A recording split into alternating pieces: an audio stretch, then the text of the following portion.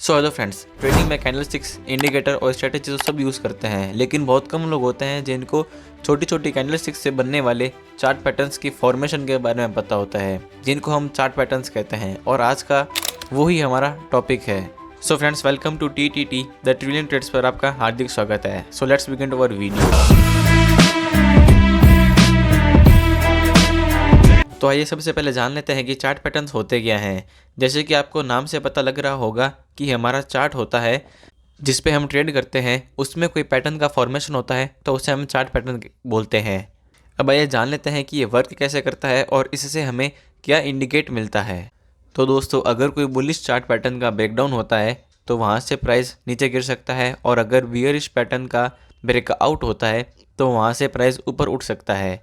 तो फ्रेंड्स, ये थी कुछ बेसिक नॉलेज चार्ट पैटर्न्स के बारे में। सो फ्रेंड्स, चलते हैं बिना टाइम वेस्ट किए अपनी वीडियो की तरफ, और मैं आपको साथ में ये भी बताता रहूँगा कि कौन से चार्ट पैटर्न किस कैटेगरी में आते हैं, लाइक रिवर्सल और कंटिन्यूस। और थोड़े बहुत टेक्निकल्स के साथ में हम ये भी जान लेते हैं कि चार्ट पैटर्न्स के पीछे साइकोलॉजी क्या होती है। सो फ्रेंड्स, हमारा फर्स्ट चार्ट पैटर्न है असेंडिंग ट्रायंगल पैटर्न। ये एक बुलिश पैटर्न होता है जो हमें इंडिकेट करता है कि अब यहाँ से प्राइस ऊपर जा सकता है। अगर आप इसमें देखो, चार्ट में हायर हाई और हायर लो का फॉर्मेशन हो रहा है। अब वीडियो में आगे बढ़ने से पहले मैं आपको बताऊंगा कि हायर हाई और हायर लो क्या होता है। देखो, जब मार्केट में रेगुलर कंसोलिडेशन होती है तो हायर हाई और हायर लो बनते हैं। जैसा कि आप इसमें देख पा रहे हो कि जो मिडिल वाला प्राइस है वो सबसे बॉटम वाले प्राइस से ऊपर क्लोज कर रहा है, और जो सबसे टॉप वाला प्राइस है वो मिडिल वाले प्राइस से ऊपर क्लोज कर रहा है। मतलब इसमें साफ हमको इंडिकेशन देखने को मिल रहा है कि यहाँ पर एक अप ट्रेंड चल रहा है। अब सेलर्स चाह रहे हैं कि प्राइस यहाँ से और नीचे जाए,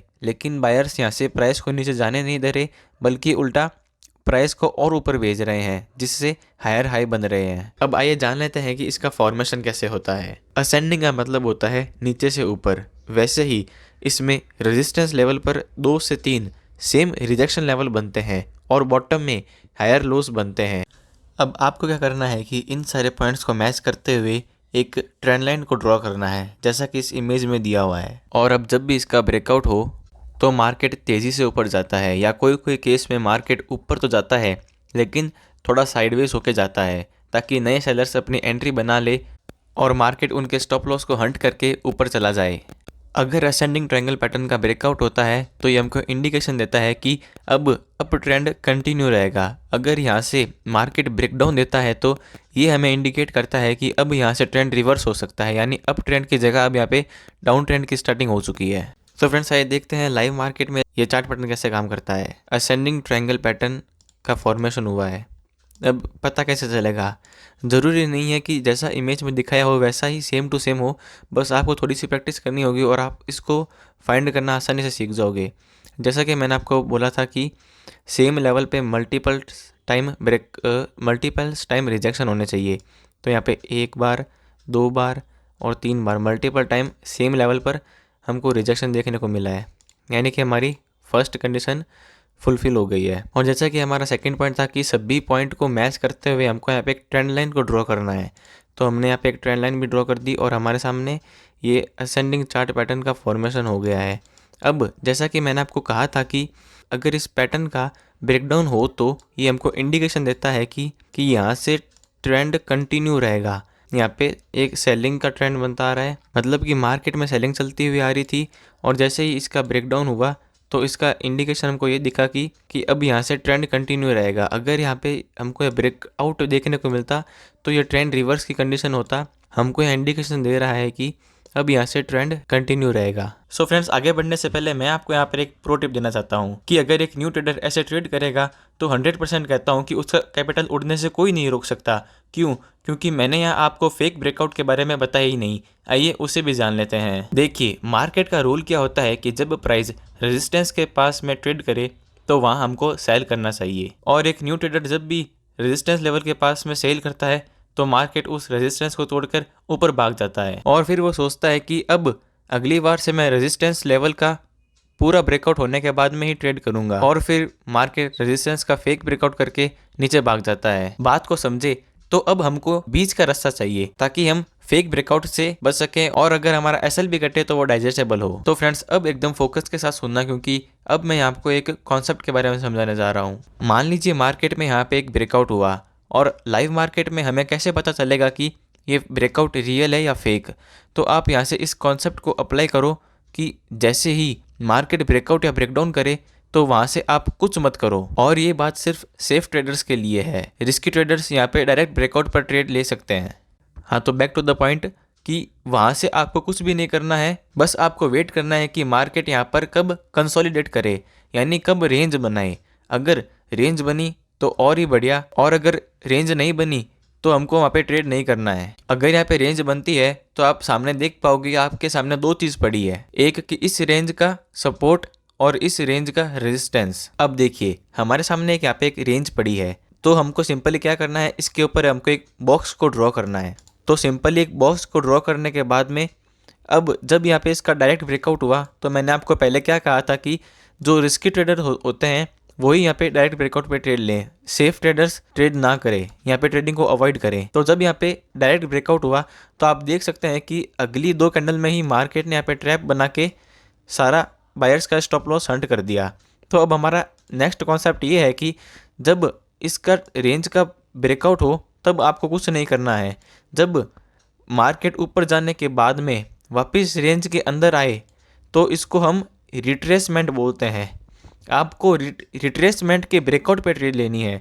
जब यहाँ पे मार्केट ब्रेकआउट करके वापस रिट्रेस करने आया तो जब इसका इस रिट्रेसमेंट का ब्रेकआउट हुआ तो आप देख सकते हैं कि मार्केट यहाँ से कितना ऊपर चला गया। इसलिए मैंने आपको मना किया था कि कभी भी एक रेंज के डायरेक्ट ब्रेकआउट पे सेफ ट्रेडर्स को कभी भी ट्रेड नहीं लेनी चाहिए, क्योंकि हो ना हो मार्केट एक बार इस रेंज के पास रिट्रेस करने जरूर आता है, हमको उसके ब्रेकआउट पर ही ट्रेड लेनी है। देखिए अब मैं इस चीज को इतना लंबा क्यों खींच रहा हूँ, क्योंकि दोस्तों यही चीज तो होती है जो समझने लायक होती है। आपको यूट्यूब पर हजारों वीडियो मिल जाएगी चार्ट पैटर्न्स के बारे में, लेकिन आपको हर कोई इतना डिटेल में इतनी बारीकी से आपको कोई नहीं समझा पाता। मैं कोशिश करता हूँ कि आप जब मार्केट में ट्रेड करो तो आपके सामने चाहे कोई सी भी कंडीशन हो, आपको उसका सामना करना आना चाहिए। और बात रही चार्ट पैटर्न की, तो सिर्फ मुझे उसकी फॉर्मेशन के बारे में आपको बताना है और चुटकियों में आपको उसके बारे में समझ में आ जाएगा। सो फ्रेंड्स नेक्स्ट है हमारा डिसेंडिंग ट्रायंगल पैटर्न। ये एक बियरिश चार्ट पैटर्न होता है और इसमें रेजिस्टेंस लेवल पर लोअर लोज का फॉर्मेशन होगा और अबाउट 3 to 4 या मिनिमम 2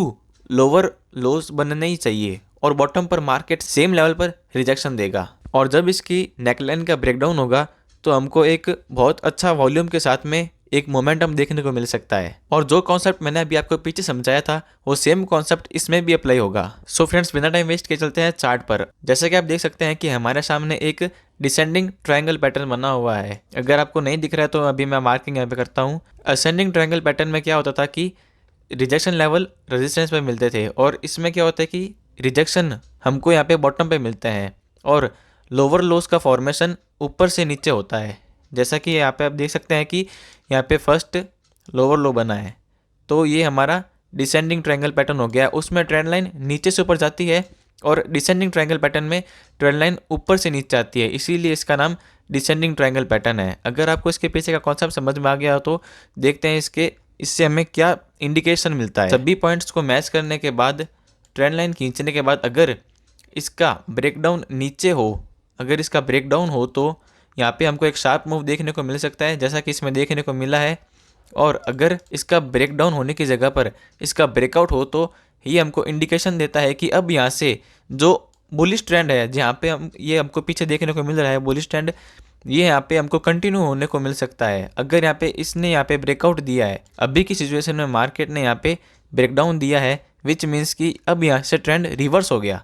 अगर यहाँ पे मार्केट ब्रेकडाउन देने की जगह पर मार्केट ब्रेकआउट देता तो ये इंडिकेशन देता कि अब यहाँ से बुलिश ट्रेंड जो नीचे से चलता आ रहा है वो यहाँ पे कंटिन्यू रहेगा। सो फ्रेंड्स नेक्स्ट है हमारा सिमेट्रिकल ट्रायंगल चार्ट पैटर्न और ये सबसे पावरफुल और सबसे वर्किंग ट्रायंगल पैटर्न माना जाता है। इसमें अगर आप देखो तो ऊपर लोअर हाइस का और नीचे हायर लोज का फॉर्मेशन होता है और कम से कम 2 लोअर हाइज और हायर लोज का उस ट्रेंड लाइन पर टच होना जरूरी है, तब भी ये वैलिड होगा। और फ्रेंड्स, जब आप इन सारे पॉइंट्स को कवर करते हुए यहाँ पे एक ट्रेंड लाइन ड्रॉ करोगे तो आपके सामने सिमेट्रिकल ट्रायंगल होगा। सो फ्रेंड्स, बिना टाइम वेस्ट किए चलते हैं चार्ट पर और मैं आपको बताता हूँ कि ये कैसे वर्क करता है। जैसा कि आप चार्ट पे सामने देख सकते हैं कि मैंने सिमेट्रिकल ट्रायंगल को ड्रॉ कर लिया है और फिर पहले मार्केट में यहाँ पे सबसे बड़ा हाई बना और सबसे नीचे का लो बना और उसी के बेस पे यहाँ पे हायर लो और लोअर हाइज का फॉर्मेशन हुआ।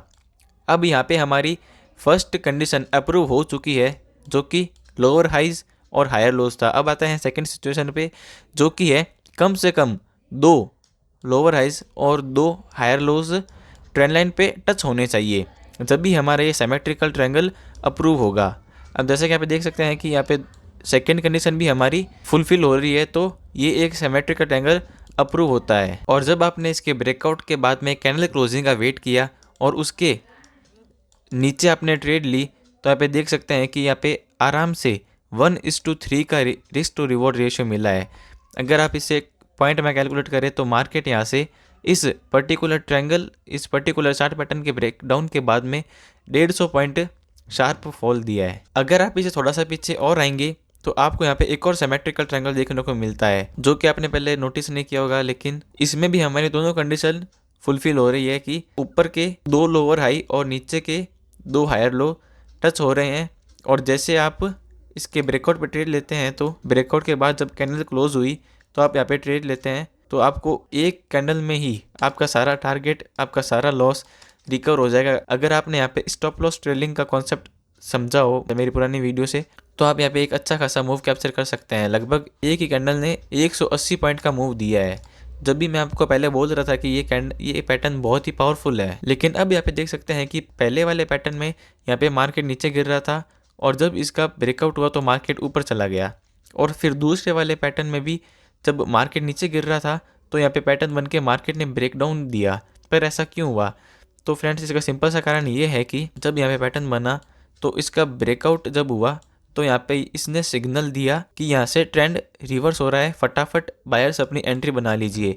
और जब यहाँ पे जब चार्ट का ब्रेकडाउन हुआ तो यहाँ पे इसने इंडिकेशन दिया कि अब यहाँ से सेलर्स का ट्रेंड चलने वाला है, तो सेलर्स अपनी एंट्री बना लीजिए। मतलब यहाँ पे ब्रेकआउट चाहे किसी भी साइड में हो, बस यहाँ पे इंडिकेशन ये देता है कि यहाँ से ट्रेंड रिवर्स होगा या ट्रेंड कंटिन्यू होगा। और फ्रेंड्स, अगर आप इसमें देखोगे तो इन दोनों पैटर्न में एक कॉमन चीज़ है, वो क्या है कि यहाँ से पीछे एक बहुत ही शार्प यहाँ पे एक मार्केट साइडवेज होने लग गया और फिर से मार्केट में एकदम शार्प बाइंग आने लग गई।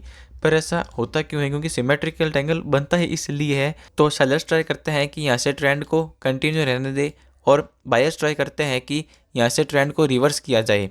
और जो भी इस ट्रेंड को रिवर्स या कंटिन्यूस करने में जीतता है, मार्केट में हमको एक शार्प मूव देखने को मिलता है। और यही रीज़न है कि पहले वाले सिमेट्रिकल ट्रायंगल में यहाँ से ट्रेंड रिवर्स हो गया और इस वाले में यहाँ से ट्रेंड कंटिन्यू रहा। सो फ्रेंड्स, इस वीडियो में मैंने आपको 3 मोस्ट यूजफुल और कॉमन चार्ट पैटर्न समझाने का ट्राई किया है और बाकी के चार्ट पैटर्न्स हम आने वाली वीडियो में जानेंगे। और ऐसे ही धमाकेदार स्ट्रेटेजीज और कॉन्सेप्ट के लिए make sure subscribe our channel the trillion trades. Thank you.